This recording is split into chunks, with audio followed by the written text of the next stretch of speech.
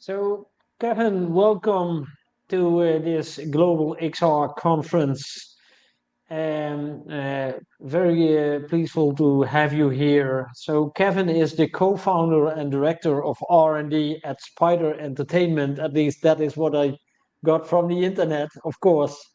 Kevin is also founder and director of Out of Home Leisure Entertainment Consultancy, and he's a co-author of the book Out of Home Entertainment Frontier. So, Kevin, I'm going to leave the stage and I'm going to leave it up to you for the next 40 minutes. Have fun, and we'll get back to you when you wrap up. Well, thank you very much for the introduction. First, I have to say a big thank you to the organizers of the Global XR conference for allowing me to present today. I'm going to go a little bit into really one of the questions that has toyed a number of minds is regarding where the metaverse ends, physical entertainment starts, and how the out-of-home entertainment plays a part in the middle of all of this, if at all.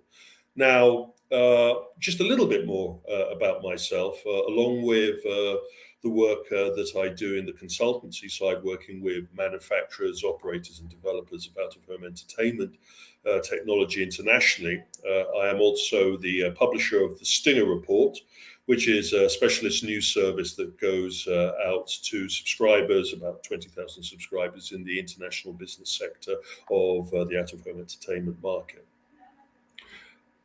It is really an interesting time for anything to do with immersive entertainment. But fundamentally, we are looking at a technology in the theme park industry, in the resort and amusement industry, that has already bridged the line between a physical experience and digital interactive entertainment.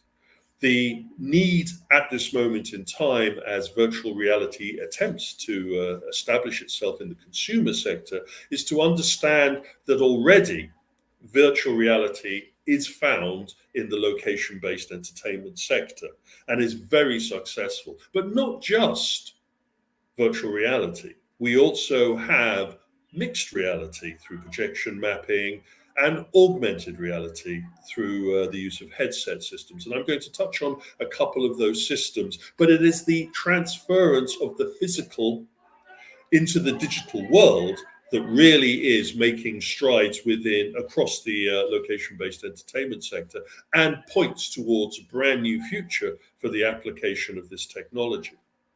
Now, I can point really to when I first came into the amusement sector, when simulation and digital entertainment was really at the early stages. I was lucky enough to be around the amusement sector during the golden age of the video arcade sector. The Ataris, the Tatos, the Segas, the Namcos of this industry were controlling a vast and interesting marketplace.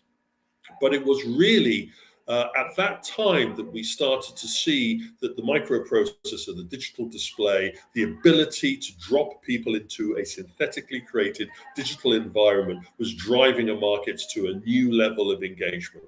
And it was that new level of engagement that really stood between two boundaries, whether it was going to be a new world where we would be spending our times sat on our couch, holding our joysticks and looking at our television, cathode ray tube televisions, or whether this would be visiting a local mall, jumping onto one of the monolithic arcade cabinets, glowing ominously and drawing people into unique gameplay a quarter at a time.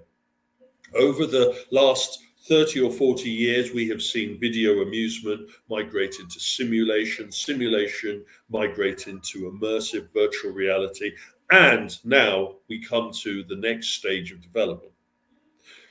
I use a phrase XR to cover all of the aspects of this kind of sector, the extended reality approach, where an umbrella term that will include MR, mixed reality, VR, and AR, but it is also a terminology or a perception that also includes immersion, the ability to take an audience as well as an individual and drop them into a digitally synthetic environment that is compelling and, most importantly for our industry, unachievable at home. Now, when I say that phrase, unachievable at home, I am really referring to if you can do it on a home game system, then you're going to stay at home. But we in the out-of-home entertainment sector have to encourage you away from your comfortable couch, away from your big digital screen, away from your selection of food items in the fridge. We need you to come and socially engage with our audience and be drawn into a new experience that is compelling enough, not only to bring you once, but to bring you coming back for more and more. And it is that unachievable at home repeat dwell time that drives the fundamentals of our industry. Out of home entertainment has gone through a number of hurdles over the last few years, and we have survived. But it is not just the survival that matters, it's thriving that really drives where we are. And at this moment in time, social engagement, social entertainment, competitive socializing are new aspects of our industry that are driving a brand new audience towards enjoying themselves within the entertainment experience. But here at the XR conference, we're looking more at the utilization of immersive technology. And also we're talking, particularly in this presentation, about really where the metaverse starts and stops, and if it has a part to play in the out-of-home entertainment application. And that is the most enjoyable and compelling part about the narrative that steers our industry at the moment. One of the best examples I can give you of really the digital to physical, physical to digital integration that we're seeing in out-of-home entertainment is with the Universal partnership with Nintendo. The creation of Super Nintendo World is an environment literally based on a consumer video game brought to physical existence. It is the ability to drop individuals into specially created attractions that are based upon the games that Nintendo have developed, but also offer an engagement and an interactivity and a level of immersion that is unique to this particular market and points towards the future of our industry. Walking around Super Nintendo World, you're struck by how well the designers have been able to create a physical recreation of what you've only played on screen on your console. It is that compelling nature of the environment that is so familiar, but also so alien. But it is also the attractions that really shape the whole concept and really pull you into the level of immersion, but also now utilize AR technology as well as MR technology towards creating a compelling interactive environment.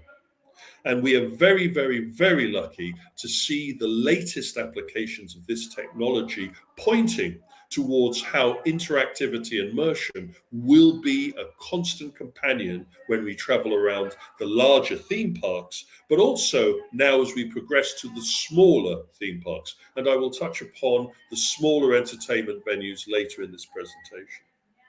The large entertainment sites with their large attractions need to have a high throughput, ability to have number of guests go through them during a period of time to warrant their vast expense, but also to generate interest and to address the audience that is drawn to the theme park sector. And the Mario Kart experience at Super Nintendo World is a perfect example of both a theme park attraction dealing with hundreds of guests during a short period of time, but also is comprising immersive, interactive AR technology for the first time on an attraction of this kind. Guests getting onto a People Mover dark ride attraction, putting on a special head-mounted display. That head-mounted display using see-through optics to create virtual elements that are superimposed onto the physical environment that they traverse during the attraction. And also, they interact with that experience. Interactivity and immersion are the elements that drive the future of the market and are those compelling building blocks that drives mixed reality, XR, into the entertainment sector. But it is using technology that is far more sophisticated than will ever be achievable using home systems. And the ability to use the latest IP within these environments drives us to a new level of engagement for the next generation of guests. Passive entertainment attractions have had their day. Though fundamentally we live in a market which will constantly swing from one technology to another, the ability to constantly progress and push the envelope in the out-of-home entertainment industry has been a compelling part of our business. We originated really with a bang into the application of technology, excuse me, into this sector. It was with the simulation systems of the late 70s and early 80s, where Walt Disney created Star Tours, literally taking a jumbo jet simulator, changing the content and having a film experience based on the Star Wars trilogy, placing guests within this motion-based enclosure and then immersing them within the environment as they soar through the expanse, proved such a compelling experience that it was never let down. It has always grown, and we have moved from the flight simulation experience now to the soaring experiences, the flying theaters, where large dome displays have audiences suspended from their seats, simulating them flying through unique environments and over capital cities. We have never been let down by this technology, where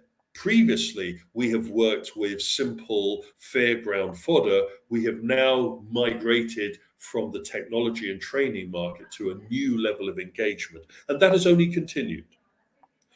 It was the need to have interactivity that has driven us to this level of engagement, because our audience has been compelled by the latest consumer video games. And if we cannot match that experience with the technology that we drive in our marketplace, then we will be left behind. As I said, we have to be unachievable at home. We have to be the next cutting edge. We have to offer compelling and unique experiences for all ages. and for all tastes.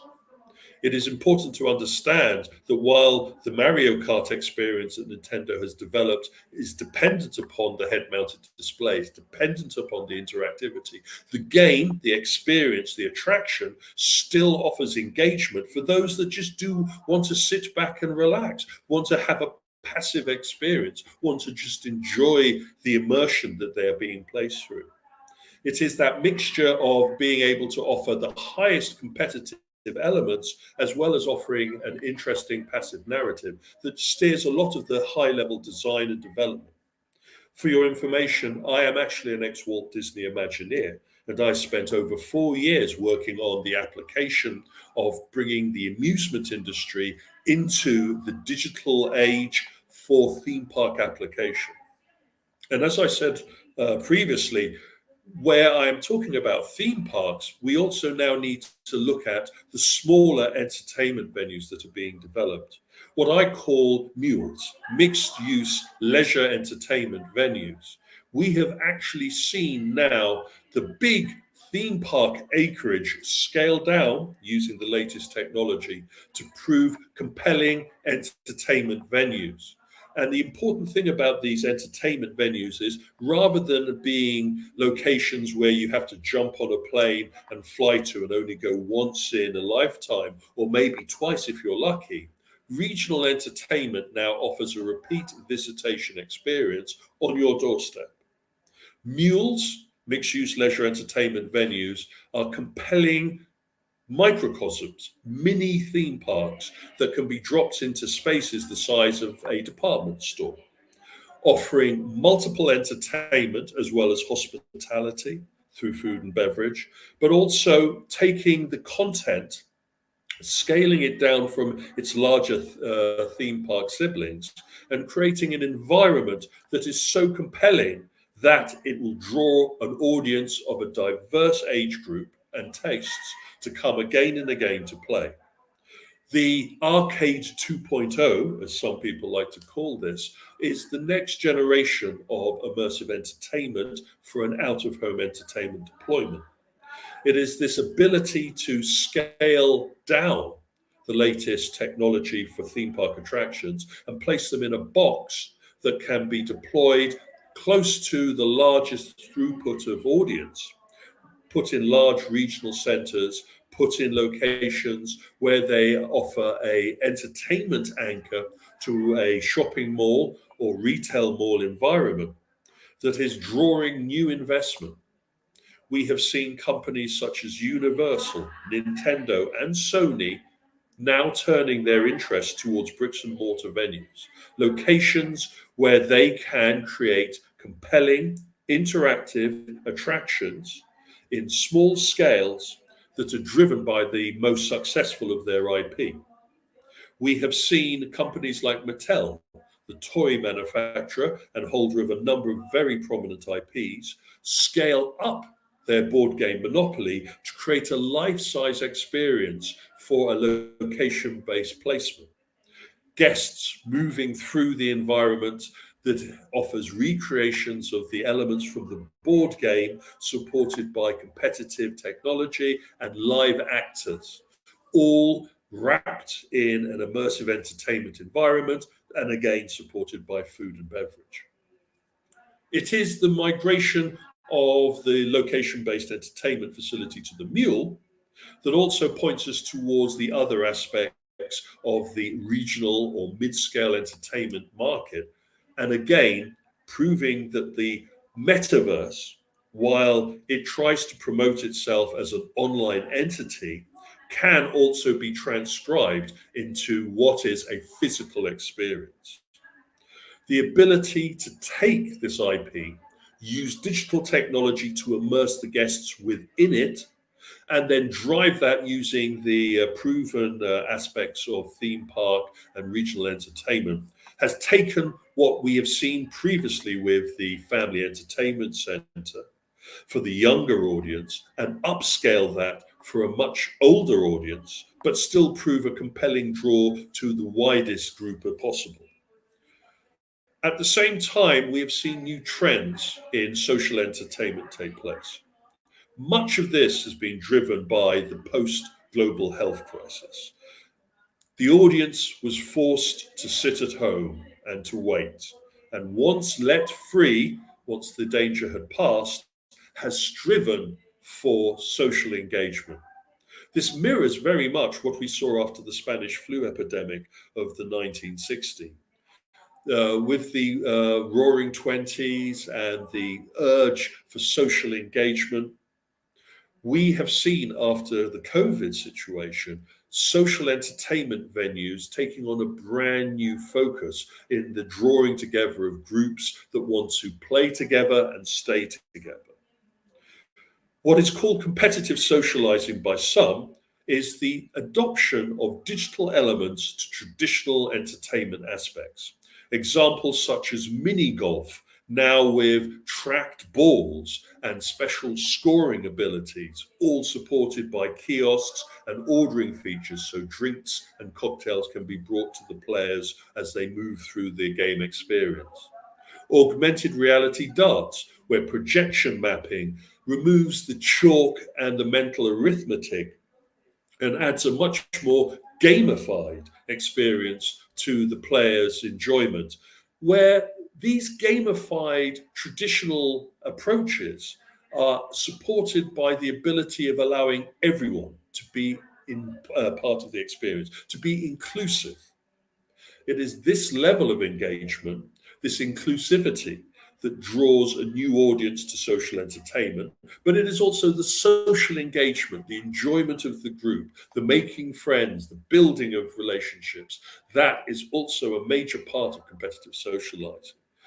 We have seen bowling go from the traditional 10-pin bowling, new shoes, league game, stuffy environments to a much more boutique, cosmopolitan approach, where the game is part of the social engagement and the scoring is now part of the gamified elements, where people who are not so good can still find enjoyment out of taking part in the game experience.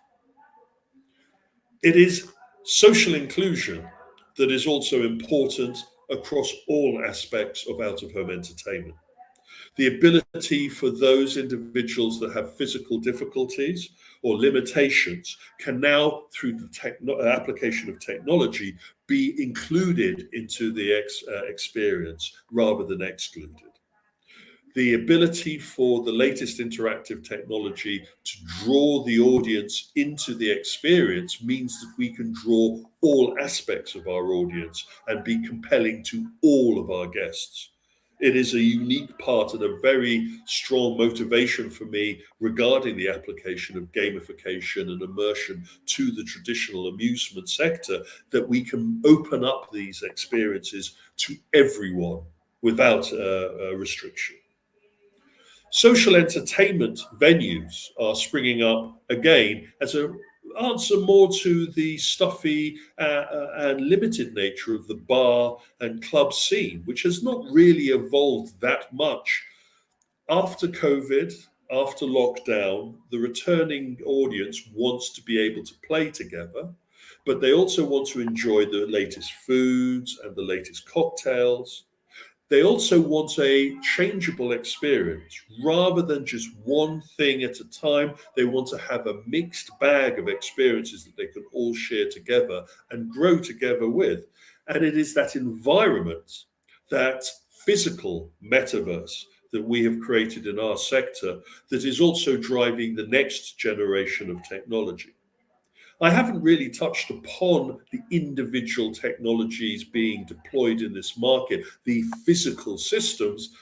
I would point you to my previous writing for Mixed or in the Stinger report to see the breakdown of the hardware. But to give you a rough overview, we have virtual reality in our sector, and we've had it since some time. For those that are new to the market, virtual reality actually can trace its roots back to the 60s. The work that Evans and Sutherland, Ivor Sutherland, developed with their Sword of Damocles system was really the cross between augmented reality and virtual reality, a head-mounted system that allowed computer images to be represented in the field of view as if real. Very rudimentary technology in the 1960s that took more and more investment from the training and the military simulation sector to become more and more viable as a training aid, but also to give a glimpse, literally, of the virtual world.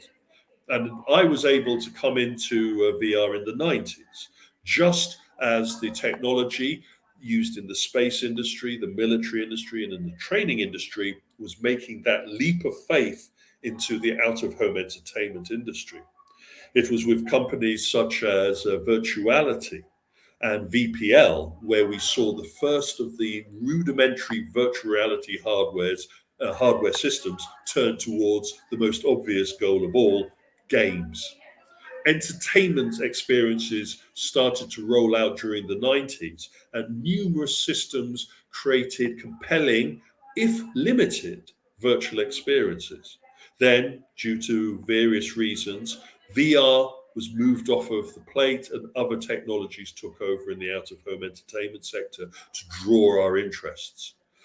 But again, with the launch of the latest applications of mobile phone technology and with the ability to scale down the processing power to be more cost effective as well as more powerful, virtual reality once again rose to the top. And while a lot of the focus in the mainstream was on the consumer application of virtual reality, we in the location-based entertainment industry have been able to take what we've been able to salvage from the consumer systems and apply them to greater and greater effect in location-based entertainment.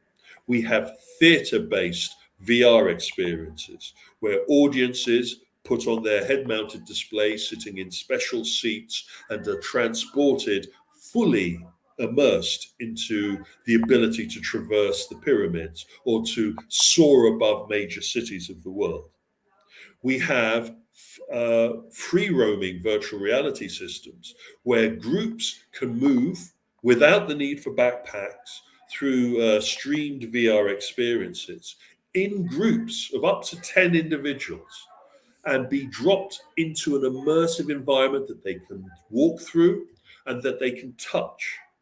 And it is this level of engagement, this drive of immersive technology that has started a large ball rolling regarding the compelling nature of immersive technology within the location-based entertainment sector.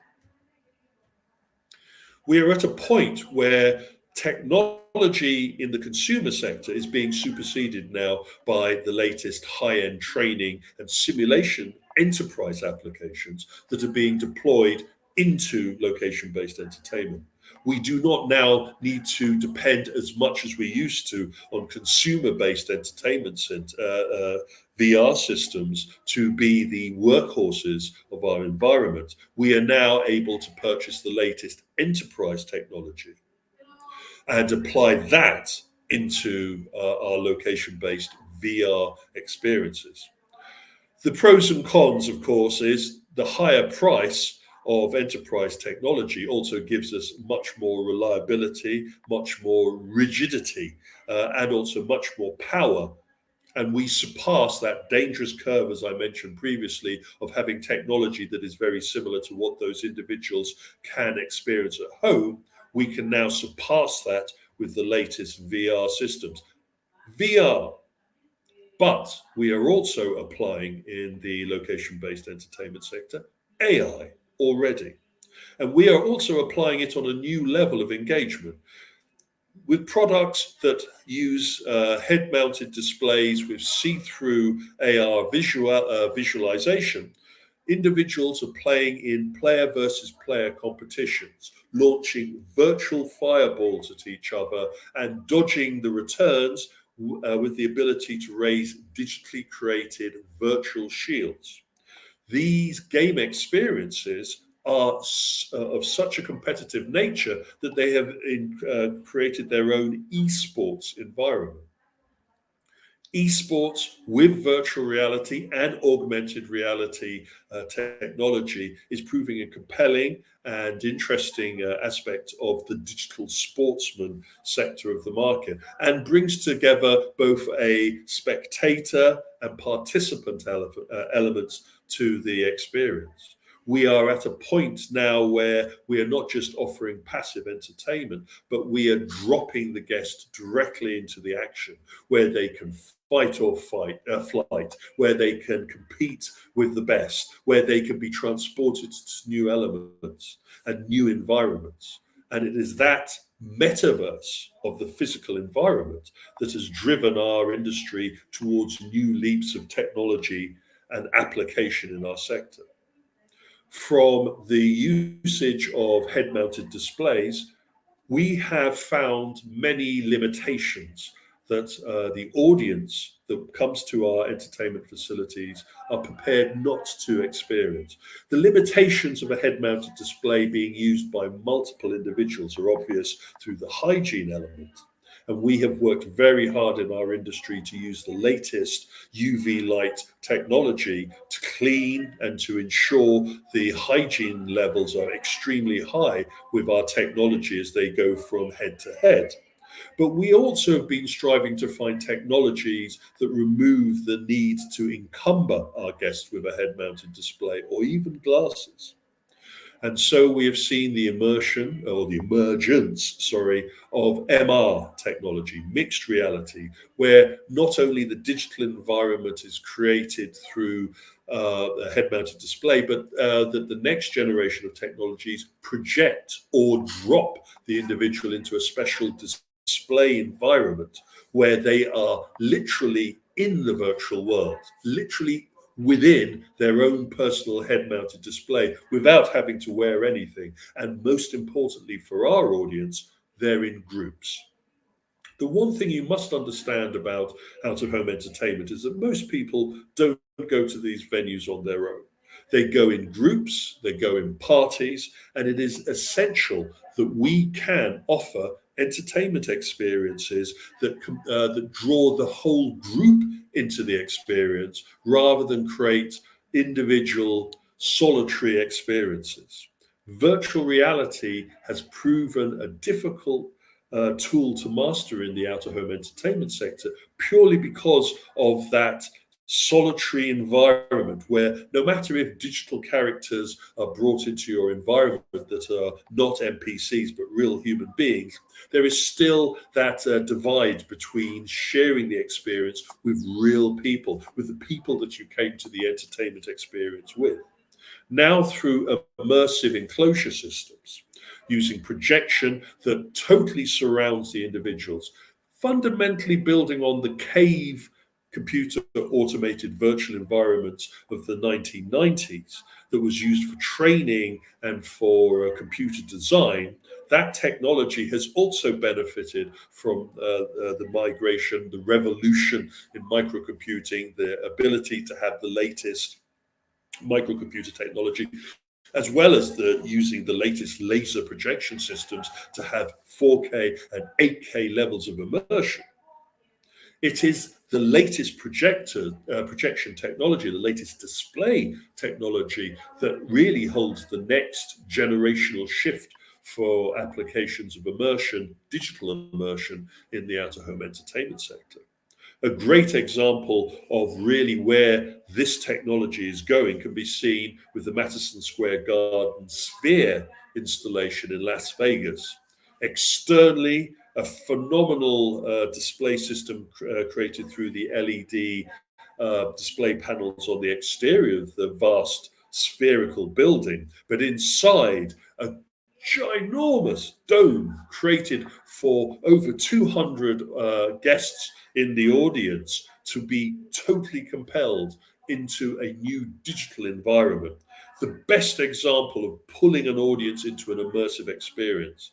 And through various kinds of entertainment, we have seen U2 start a series of unique concerts where the audience is pulled into the experience more than any other live performance. But at the same time, we're seeing unique film experiences created for the scale and the scope of the digital screen being aired and drawing individuals into a unique experience that they have never seen before. It is the digital into physical that really is proving the next level of engagement for the market. And here is where things get really interesting, because we see the convergence of computer game technology, but also the programming and programming skills and the tool sets used to develop these environments, now being able to move from the small screens of the living rooms of the player on their console to the whole of the physical environment of a digitally infused entertainment environment. This is the next generation.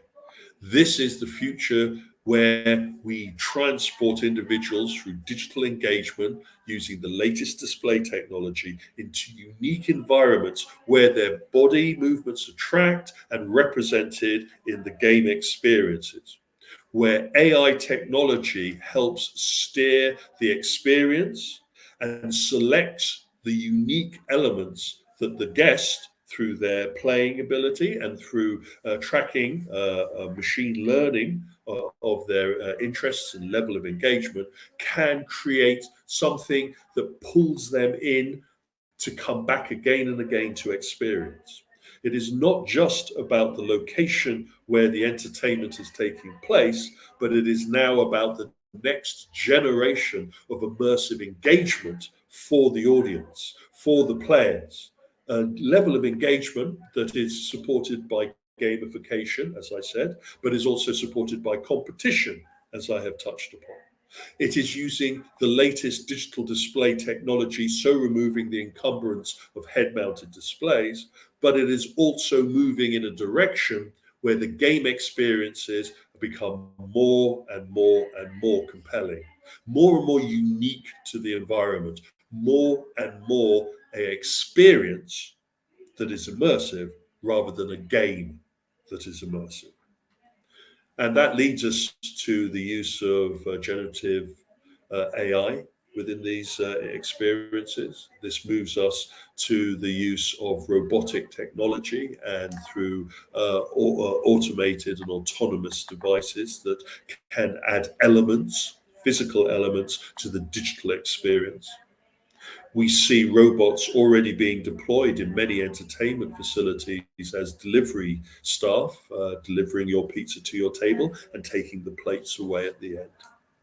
We see robot bartenders being deployed into these facilities.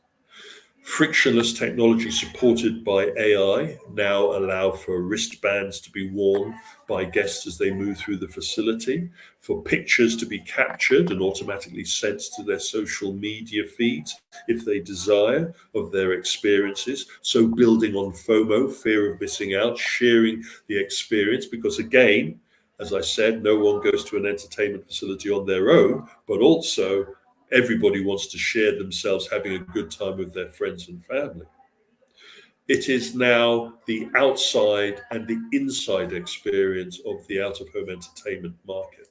It is the social media tools that are used to encourage the guests to come to the facility and for them to build a profile. That profile is then used as they navigate through the entertainment environment. And then at the end of that entertainment experience, they can manipulate their avatars, see what items and prizes they have collected, and share that information with other players and with their friends through social engagement. We are at an important part of the transition of the out-of-home entertainment market into the fully digital immersive entertainment experience. Not just about visiting the site, but the engagement that takes place before and after the experience, where guests, through the ability of the latest Web3 applications, will be able to watch other guests and players taking part in digital twins of these facilities. Metaverses, as it were, metaverses of these entertainment facilities, mirrors upon mirrors upon mirrors, individuals playing at home within games that are taking place at immersive entertainment environments, taking up the role of avatars, digital mascots being deployed into these experiences rather than someone in a cumbersome suit representing the mascot of the facility, digital characters interleaving themselves within the entertainment environment during the experience and being represented on giant holographic screens during the traversals of the entertainment environment. Futuristic observations that have not yet been applied, but speculation on objects and applications that are only a few months, if not years away from actually being physically applied in entertainment environments. We live in interesting times, but also we need to be mindful of how much these level of engagements will change the perception of the entertainment experience. We have already seen artstainment where famous paintings have been transcribed into digital form, created at high levels of resolution, and then projected within environments. These virtual galleries, virtual theatres, allow people to experience these works of art unlike ever before. And many see this as the future application of the gallery. So the edutainment level of experience, the ability to go to places, to experience things through high-level digital projection and high-level digital recreation will change learning. In the morning, an entertainment facility that I describe could be used to help educate and create virtual field trips, while in the evening it is turned into a digital nightclub with virtual recreations of live performances to audiences being dropped into unique experiences. It is this future that makes me so excited about how people such as yourselves in the global XR sector can bring your skill sets towards creating the next generation of compelling entertainment experiences.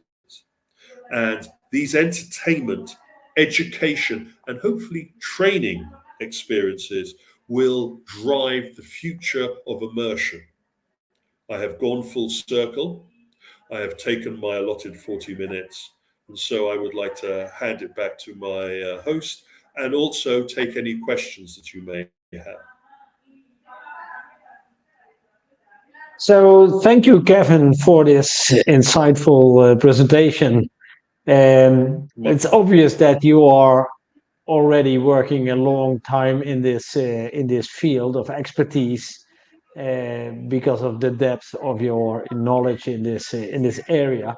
I've not seen any questions yet in the stream, but I have basically I have two questions that I would like to ask you. So first of all, you have these smaller out-of-home entertainment centers, and then you have the huge one like the amusement parks, and they spend millions and millions of money to actually build something.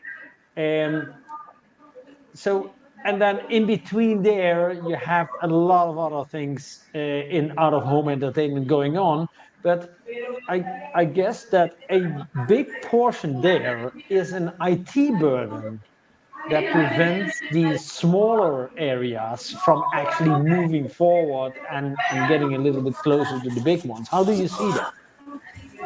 You're spot on. It is that burden, literally, that has stopped. We have been working with augmented reality and mixed reality and virtual reality in the theme park sector. But every now and then when we looked towards trying to apply this, to scale this technology down for smaller venues, we've always been faced by, the three big problems: the price of the technology. It has to pay for itself. It has to generate enough revenue for a venue for it to warrant the expense.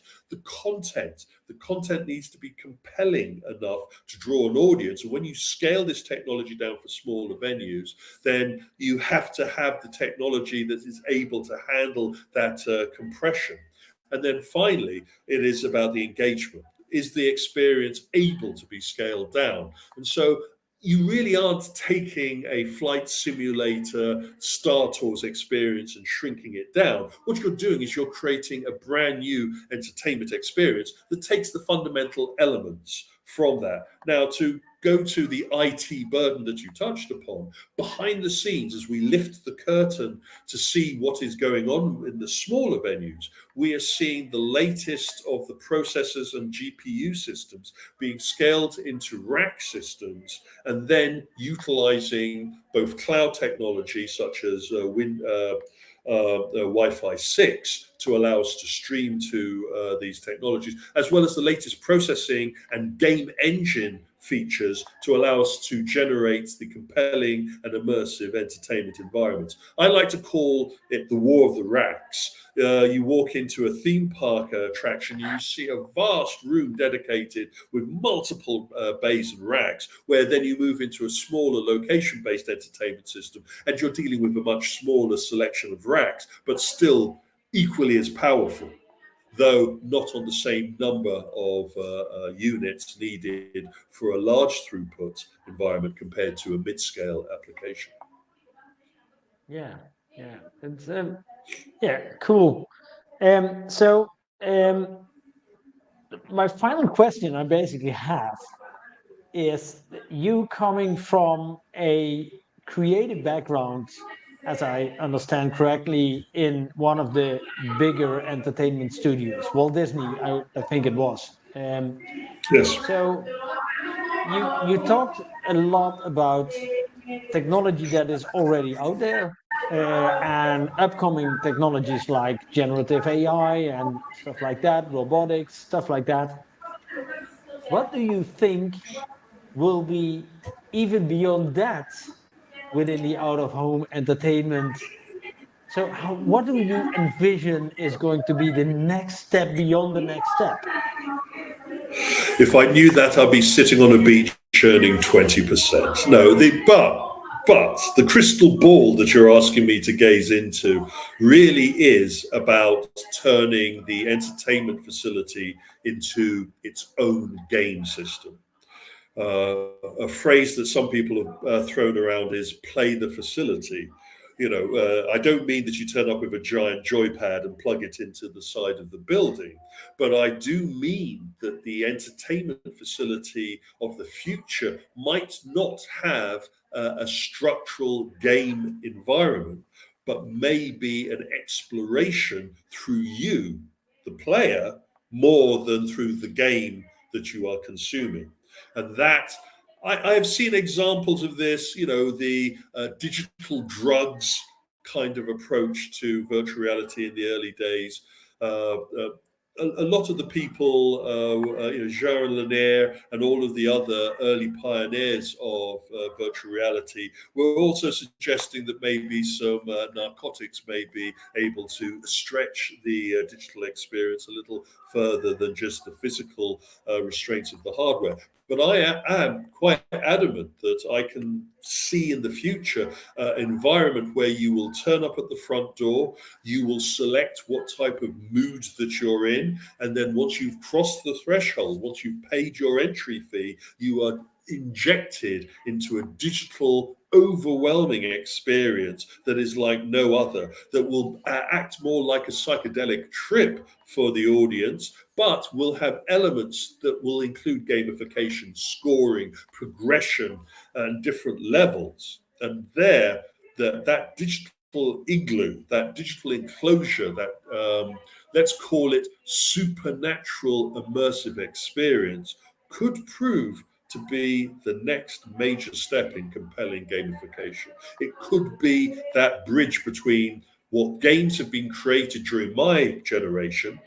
I am lucky enough to have seen Pong draw a generation.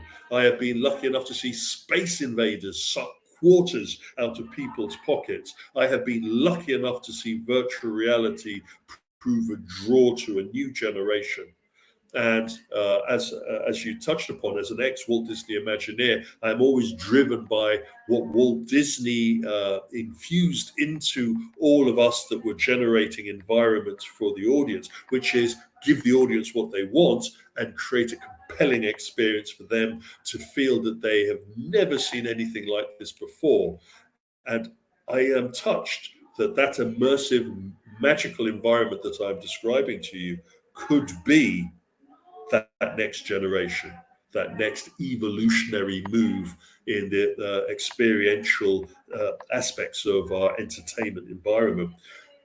We may find in the future that having a console machine in our rooms is superseded by the cloud, where in the future we won't be having consoles or physical media. We will be downloading everything from the net and then playing it on our unique TV screens, or even maybe through our spatial computing headsets. But I still say to you, there will be the physical element to future entertainment, and that will be out of home. I can't wait until it's there. Thank you very much for your presentation. Very insightful. And yeah, again, thank you for your session, and all the best with the work that you're doing. Thank you. Thank you very much to all the organizers, as well as yourself, and to our audience, and look forward to speaking to you soon.